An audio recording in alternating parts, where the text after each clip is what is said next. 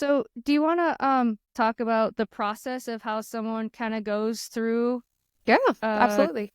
getting diagnosed? So my experience was I have been getting called back for my mammograms for the last few years because I have dense breast tissue. And so I got called back last November and we were getting ready to go to Florida. And I said, because I knew this dense breast tissue was an issue. Can I wait until spring? So I did. Waited till we almost went back to Florida, which is a problem. And then, of course, I got diagnosed with the cancer. You go in for a second round. And I think right then and there, they're like, yeah, we can kind of see, which I can't see it. They're like, yeah, it's right there. I'm like, okay, I trust you. Right. And then you get scheduled for your biopsy, which for me was the worst. I think it was the worst part of it. And then they send that in and then they confirm whether or not it's cancer. And then you kind of, my GP actually got me in touch with Dr. Di Pasquale's group. So I ended up going to see her. And then in my first meeting with her, she gave me your information and Dr. O'Connor's information, who's the radiologist department. And so at that point that I met with her that day, and if you do have your first appointment, I do recommend someone going with you because it's pretty overwhelming. And doctors tend to talk fast. But what also they did, which I think is cool, and I don't know if this is a normal thing, is they have the nurse navigator. Yeah. So you sit down with the nurse navigator. Thank goodness she was so sweet and so nice throughout the whole process and texted me and all the things. Like I can't imagine what it would be like without a nurse navigator looking back on it, you know? So then not knowing anything about the cancer, just that we scheduled the surgery, is that I'm going in and I'm talking to you, Dr. Hayes, and I'm talking to Dr. O'Connor without really knowing anything. Is that normal for patients to come and meet you before there's a diagnosis? Yeah. So, if it's all right with you, I kind of wanted to circle back and go kind of back over what you had said and let you know that that's a very normal type of process in where it comes to our women kind of across the board. Okay. So in general, with our first diagnoses, they're going to be either something that it just has come up on a routine mammogram, or a woman that has felt an abnormality in her breast, or a general practitioner doing a breast exam and finding an abnormality, and that prompts going over to the mammograms. So very commonly, it's actually quite unusual where I will see a patient that I'm concerned about having a breast cancer before they've been seen by a breast surgeon. Every once in a while, in a blue moon, I'll catch something on other types of imaging where I'm looking elsewhere and I see it beforehand. But that's the usual kind of flow of things, where it's usually they see something abnormal, we'll do a biopsy. That biopsy is concerning for either a high-risk lesion or an invasive cancer, and then is sent over to the breast surgeon. And typically the breast surgeon will then send people out to radiation oncology and a medical oncologist. So the difference between all three of those specialties, of course, a breast surgeon, their main job is going to be the surgical removal of not only any invasive component, but also any sort of high-risk lesions. And those are going to include things like DCIS, or ductal carcinoma in situ, or, kind of other lesions that are just more proliferative. Those are going to be like your flat epithelial atypia, or atypical ductal hyperplasia, radial scars. These are just things that just show the breast tissue is just getting a little bit more activated. Doesn't mean that there's a cancer in there, but a lot of times if we find those lesions, we can find kind of cancers in and around those areas. So women that have those things on their biopsies, usually we will recommend that they have that area excised just to make sure that there's not kind of a cancer that's sort of hidden in that area. But usually, again, anytime that a woman gets told, hey, you have cancer, there's not a lot of women that want to wait before they kind of meet their whole team. So even if I, as a medical oncologist, don't have 100% of the information that I need to be able to say, this is everything that we're going to need to do as far as whether it's endocrine therapy or chemotherapy or just observation, a lot of times just to have the patient know who their team is really important. So again, myself as a medical oncologist, my role is to assist with any medications or chemotherapy agents that are needed. And so that could, of course, include anything like cytotoxic chemotherapies, which is kind of what most people think about when it comes to oncology, versus targeted therapies, which are usually pills that you take, or endocrine therapy, such as hormone blockers and things to prevent the growth of cancer. And then a radiation oncologist, their job is to treat usually the area of the breast and or the lymph nodes that are under the arm or in the chest that could have spread to those areas. And so what their role is for what we call local control, trying to prevent cancer from coming back within the breast tissue or in the lymph nodes under the arm. Yeah, I did have one of those removed. My wife did too. Mm-hmm. And that's very common. You know, previously we used to do quite extensive removal of lymph nodes under the arm to get a huge number of those out for evaluation. And we've found that that's actually not all that helpful. It can cause a lot of problems with what we call lymphedema in the arm, where the arm gets very swollen. It can be painful and quite debilitating. And so by doing something called a sentinel lymph node evaluation,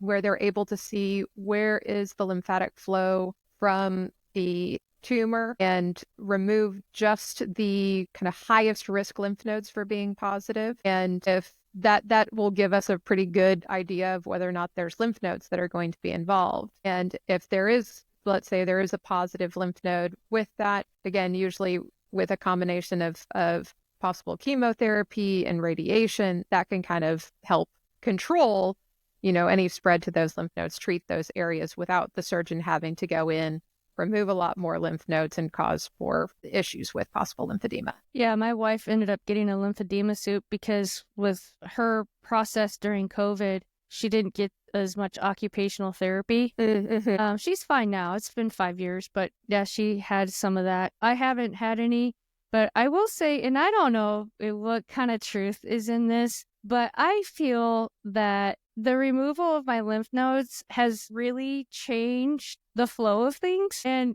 I feel like I smell bad. I feel like I smell different. Is that possible?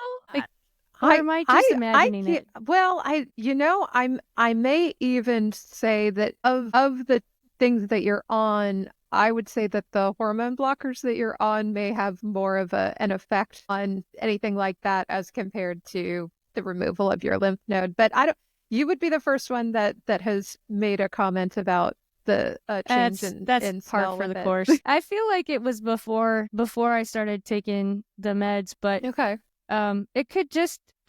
it's just probably in my head. But I'm an aught, and our noses are our thing, and so I'm kind of sensitive to that. COVID kind of changed some of that. I'm not quite as acute as I used to be, but yeah, okay, so it's in my head. I will never tell anyone that it's in their head, but I don't know. You might be an exception to that. Yeah, I don't even know how you test for that. I wouldn't. Yeah. Well, you can't go back and smell you before. I've got a terrible sense of smell, so I wouldn't be able to say one way or the other. Yeah, because of course I had it in the summertime, and then in August, what they did is they got me ready for radiation, and we'll get into all that in a minute. But I got all marked up, and had the tattoos put on and everything, and they're like, "Okay, don't sweat." No, not really. I mean, you can sweat and you can shower and everything. It's just kind of funny. In August, the hottest month of the year, I missed a whole season of swimming, which is fine, whatever. But that's okay. It happens. It's not the worst. There will be more summers. Yes, many, many more. Let's hope. Oh, for you, yes. Yeah, I'm not concerned about you. Okay, so then I meet with the both of you, and so the next process is, okay, I go and get my surgery removed, my spot removed. And so do you want to talk a little bit about the DISC? DCIS. DCIS, I'm sorry. Yeah, no worries. So it's ductal carcinoma in situ. And so, yes, this could be considered a stage 0 breast cancer. And what that means is when they looked at your pathology, you had atypical malignant cells, but they were inside the ducts of the breast. So the ducts are kind of the passage in which, when, of course, you're producing milk, that kind of helps to drain from the kind of milk producing cells, take them down out through the nipple. And so that's kind of the area where a lot of cancers arise from, the cells that kind of line those ducts. And so with DCIS, we see the cancer that is within those ducts, but it's not invading into the tissue. So I tell people it's kind of like having a tiger, but the tiger is carefully locked in a cage. Now, you give that tiger enough time, and maybe months, it may even be years for some women, but you give that enough time, that can develop into an invasive cancer where it can get out into the breast tissue and cause more problems. So in patients with DCIS, we still will treat that like a true breast cancer, where we have to have that area completely removed and make sure that all margins are completely negative, meaning we don't see any evidence of any of those concerning cells at the edge of the sample that gets taken out. Right, which is what happened with me. And, to Dr. DePasquale's point, it's when it's stage 0, you can't feel and you can't see it. Right. So when they're going in and removing it, they can't tell if they've got the margins. And what she said is that they changed the margin needs, and where it is right now, she missed slightly, just a little on one side or something. So 3 weeks later, I went back in and we did another surgery, just a quick one to come and scoop out whatever she needed to at the time. Right. Of course, we try to do everything possible to avoid having to go back in and do any type of surgery. So things like breast MRIs that are done before surgery sometimes can kind of help the surgeon to kind of see the full extent of the area of concern. But this is kind of the nature of these, can be very sneaky. They can kind of trail through the breast tissue a little bit, where it can be really, as to your point, there's not really anything that you can see or feel in the breast tissue to really let them know, there's something here or not. And again, these could be, the only way to really see these is to look at it under the microscope and be able to say whether or not there's any cells, individual cells, that are at those margins. And again, we're trying to do everything in our power to make sure that this never comes back, that it's never going to be a problem for you in the future. So we want to make sure that every single cell that we can get out, gets out. It's out. And I know that I'm not sure the exact timing of the technology, but at Dr. DePasquale's symposium, there was a booth there of a technology that she uses, and it's a little magnet that she puts in during the biopsy. And so she was able to use another machine when she goes in to do the surgery to find the exact spot, because she can't exactly see it or feel it. And so I was really excited to be a part of a team that was using that kind of a technology. I've been told other times they stick a thing and you have a little metal piece, isn't it, outside the breast? Yeah. And so this is sort of new technology, at least probably the last 5 years, maybe, if I'm guessing right. But I was really excited that she was really proud and excited to be using the latest technology within what her scope of what she could do. And the other piece to that was, when I first talked to her about my diagnosis, there was a suggestion that it could have breached the wall. Right. So anytime that you come in with a new diagnosis, again, when the radiologist that does the biopsy, they're going to look at your imaging. They're going to say, this is the area that I have the most concern of. And they of course go in with a needle. Sometimes they'll get just one core. Sometimes it's a few cores. But in general, they're saying these are kind of the areas that we have the most concern about. But again, we're dealing with, it may be an area of a few centimeters that they're looking at, and they're going with a very small needle. And so they're only able to get a small sample of these areas. And so typically, again, when we see this, we say, okay, all we see is this low-grade lesion, stage 0. But again, since we know that these can develop into a cancer, we always have to kind of say, hey, I doubt we'll find anything, but we may see an invasive component here. Now, it's unusual that, I tell someone, hey, this looks like a stage 0. Going from that to you have a really large breast cancer. We went from like a stage 0 to a stage 2 or 3 is unusual, unless it's something that's crazy and just really, really hiding in the mammogram. But so in general, I always have to say, hey, I think this is what our plan is going to be as far as endocrine therapy or observation or whatnot. But I always have to have the caveat of we could find something more and that may change our plan. So it can be kind of frustrating in that as treating oncologists, if we're very hopeful that it's not going to be, complicated and there's not going to be any invasive disease. It can be really challenging to come back and tell the patient like, oh, it's a little bit worse, so we have to be a little bit more aggressive. Or if we're thinking that we're not going to have to do chemotherapy and then later say, oh, no, we're going to have to do chemo on you, that can be challenging. But I always try and at least mentally prepare some patients, especially if all that we're seeing are these low-grade lesions on the pathology, that it can get upgraded after final surgery. So when it comes to getting chemo, does it have to be metastasized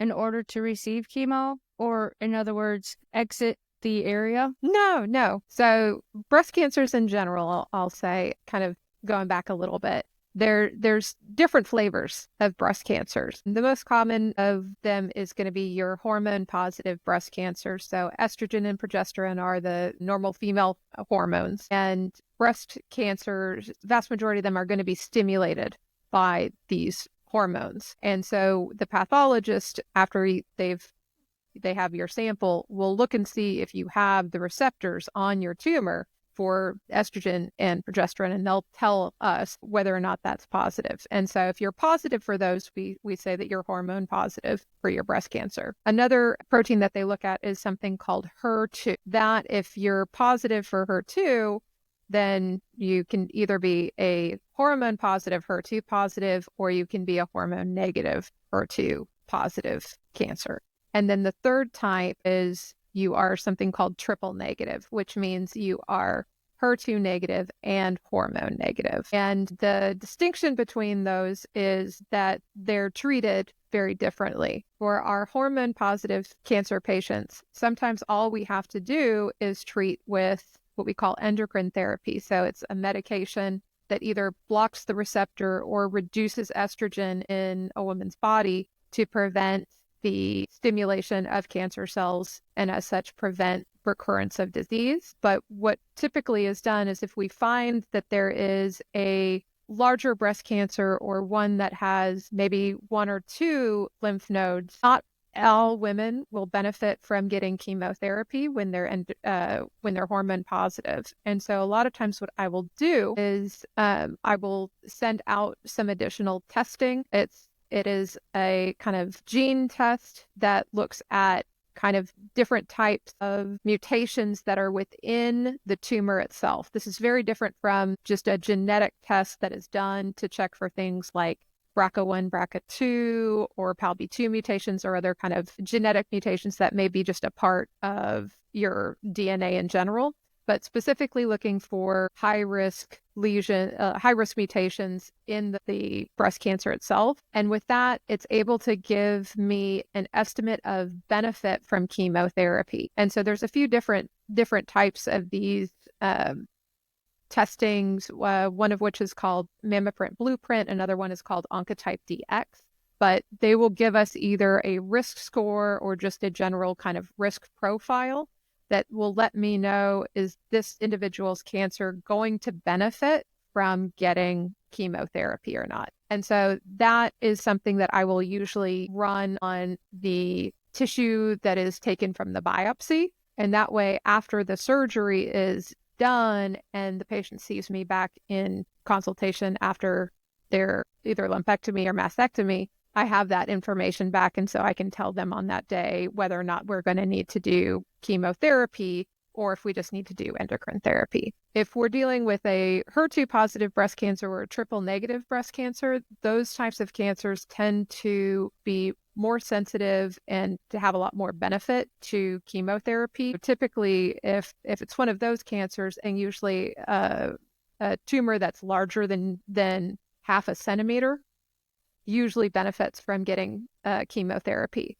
And that can either be done after surgery, or if it's a large tumor or a very aggressive tumor, sometimes we will even treat it what we call neoadjuvantly, meaning before you have your surgery. And that's pretty helpful for a variety of reasons. Not only can we shrink the tumor before your surgery to make it easier for the surgeon, better cosmetic outcomes if we can shrink things down, but it also gives us the information of how sensitive is your cancer to chemotherapy. If we can treat you with chemotherapy and we no longer see the cancer that's there, it's completely gotten rid of it, then we feel a lot better about your overall chances of completely getting cured following all your treatments. Yeah. Wow, that's interesting. I'm glad you talked about hers too and triple negative, because I've seen that and I didn't know how it fit into the categories. I appreciate you taking us through that, because I have the first one, which is the estrogen progesterone, right? Yes. And then you have the hers too and the triple negatives. And I was wondering about these other two categories because I hadn't learned or seen. I've seen it on TV because they're really aware of breast cancer now, right? And really talking about it a lot. And so Yes. now I understand they're just different categories of breast cancer. Yes. Yeah. And they're, like I said, they're all treated a little bit differently. The chemotherapy is a little bit different within those. Gotcha. And so what happened was, after my first surgery, my sample was taken in and it came back, and they did that's when they did this, right? I think that's the Decision RT. Decision RT. Yes. Yeah. So that's somewhat similar to what I was talking about with the chemotherapy kind of thing, where they send it off and they see if there would be a benefit from radiation therapy. Yeah. Okay. Yeah. And so this score hasn't really anything to do with how you treated me then? Correct. That is mostly for the radiation oncologist to say whether or not they would need to treat you with radiation after your surgery. Right. And given that I was a 9.2 out of 10, I was told it could come back aggressive and fast. And so that's why I was recommended, right, for radiation. Correct. What's your criteria then? What is the decision factors that went into me being on the meds for 5 years? So for you, after, we had your surgery and we saw that, hooray, there was no invasive component. So that's when we say, okay, definitively you have stage 0. So in general, when it comes to DCIS, we say your chances now, after everything you've been through, to have this particular lesion come back is infinitesimally low. But what we do know is that patients that have these types of lesions, it's just saying, like, there's something about your breast tissue that is kind of primed to wanting to have things develop in it. And so we want to make sure that we kind of not only reduce your risk of that lesion coming back, even though that's very low, but also to prevent you from getting other high-risk lesions or getting a second occurrence of a cancer, just a new one that kind of pops up. And so that's where kind of endocrine therapy comes into play. So Tamoxifen is a selective estrogen receptor blocker.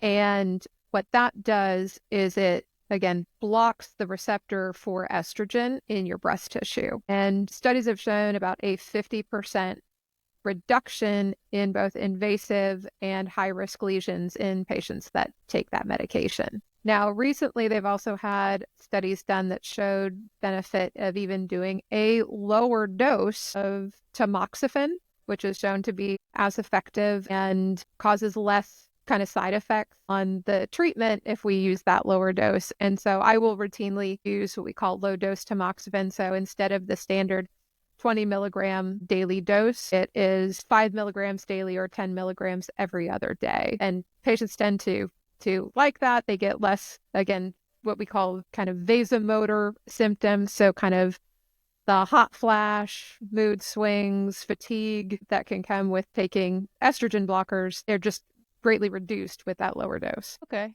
So if I'm having fatigue, that's why? Yeah, I'm sorry. I probably did that to you. Yeah.